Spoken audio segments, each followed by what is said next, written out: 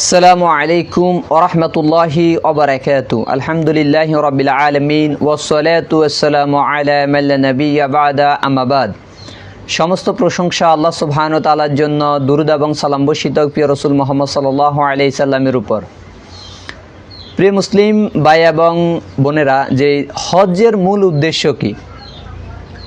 রাসূল সাল্লাল্লাহু আলাইহি সাল্লাম বলছে, এটি ইবনু মাজার হাদিসে 2890 নম্বর হাদিসে উল্লেখ করা হয়েছে। বিদায় হজ্জের ভাষণে রাসূল সাল্লাল্লাহু আলাইহি সাল্লাম তিনি বলছেন, আল্লাহুম্মা হাজ্জাতান লা রিয়া ফিহা ওয়ালা সামাতা, যে হে আল্লাহ, এই হজ্জে কোনো লোক দেখানোর জন্য নয়, কোনো জনশ্রুতির জন্য নয়। হজ হবে যে কেবলমাত্র আল্লাহ সুবহানাহু ওয়া তাআলার সন্তুষ্টির জন্য। বলছে যে এই হজ কোনো লোক দেখানোর জন্য নয়, কোনো জনশ্রুতির জন্য নয়। আজকে দুঃখজনক যে আমাদের অধিকাংশ হাজি যারা হজ করতে যায়, যে তারা হাজি উপাধি পাওয়ার জন্য, অনেকে হজ করে সুনাম অর্জন করার জন্য, খ্যাতি অর্জন করার জন্য। অনেকেই হজ করতে গিয়ে সেখানে বিভিন্নভাবে ফটো সেশন, ছবি তোলে, ফেসবুকে বিভিন্নভাবে সেটা প্রচার করে যে তিনি বিমানবন্দরে এয়ারপোর্টে এসেছেন, তিনি বিমানে উঠেছেন, তিনি কাবার সামনে, তিনি এখন তওয়াফ করছেন, তিনি আরাফার মাঠে আছেন। বিভিন্নভাবে যেই ছবি তোলে সেটা প্রচার করা হয়। যে অনেকে এভাবে ধরে নেয় যে যদি হজ্জে গিয়ে একটা ছবি নাই তুলি তাহলে হজে হবে না।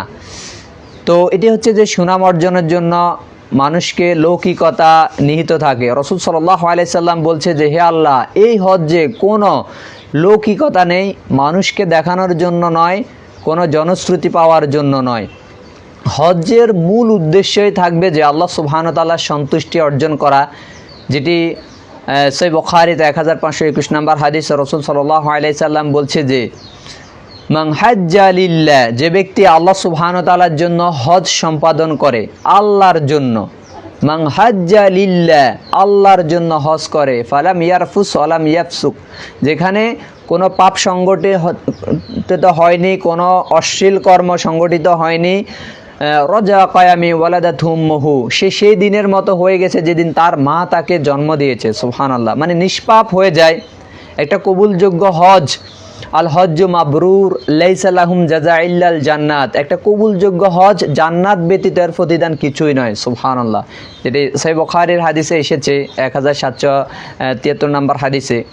তাহলে হজ্জের মূল উদ্দেশ্যই হচ্ছে যে আল্লাহ সুবহানাহু ওয়া তাআলার রিজামন্দি পাওয়া, আল্লাহ সুবহানাহু ওয়া তাআলার সন্তুষ্টি অর্জন করা, নিজের গুনাহকে দূরীভূত করা, সাফ করার জন্য, এবং আল্লাহ সুবহানাহু ওয়া তাআলার নৈকট্যশীল বান্দা হওয়ার জন্যই হজ। কোনো লৌকিকতা, মানুষকে দেখানোর জন্য, সুনাম অর্জনের জন্য নয়। তাই আল্লাহ সুবহানাহু ওয়া তাআলা আমাদের যারাই হজ করতে যাচ্ছে তাদেরকে এই সকল যে ক্রিয়াকলাপ থেকে, কর্মকাণ্ড থেকে বিরত হওয়ার আল্লাহ সুবহানাহু ওয়া তাআলা সবাইকে তৌফিক দান করুক।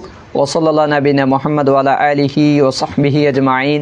ওয়া আসসালামু আলাইকুম ওয়া রাহমাতুল্লাহি ওয়া বারাকাতুহু।